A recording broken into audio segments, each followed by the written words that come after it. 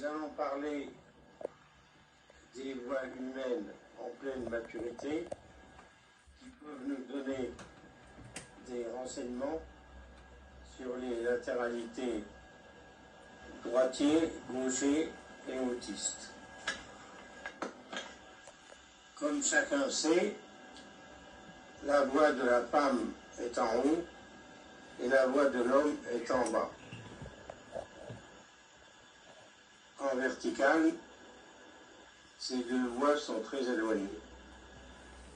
La voix de la femme est aiguë, étroite et rapide. Elle est basée sur les consonnes. Tandis que la voix de l'homme est large, lente et basée sur les voyelles. Les voix parlées et chantées sont du même côté, c'est-à-dire en haut ou en bas. Chez les autistes, comme il y a deux cerveaux égaux, la voix parlée est au centre, c'est-à-dire que les deux voix sont très peu éloignées.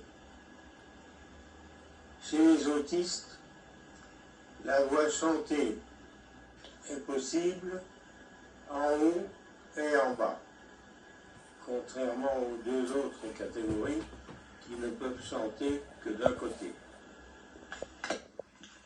Lorsqu'il y a inversion, c'est-à-dire lorsqu'on utilise la main dominée au lieu de la main dominante, la voix de la femme descend et la voix de l'homme monte, car c'est le deuxième cerveau qui produit cette voix. Chez les autistes, il n'y a pas d'inversion comme chez les deux autres catégories, car les deux cerveaux étant égaux, produisent la même chose.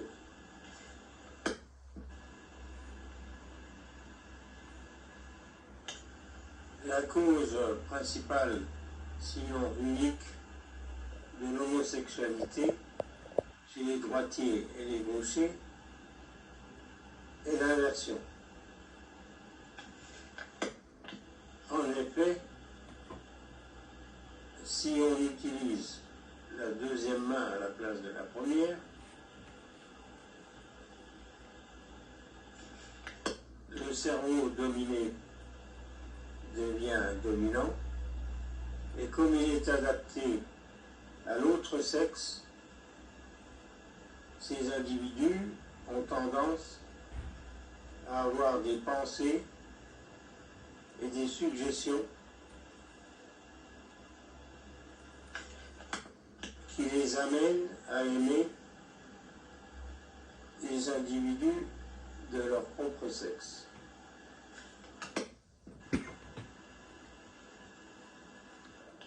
Il y a peut-être des homosexuels chez les autistes, mais il n'y a pas d'inversion puisque les deux cerveaux sont élevés.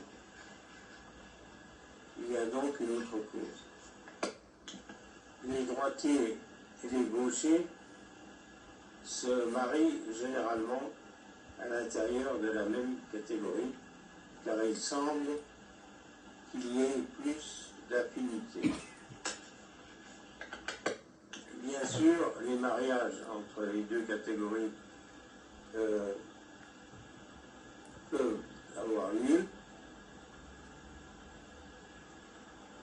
mais peut-être est-ce la cause de temps en temps de la naissance d'autistes.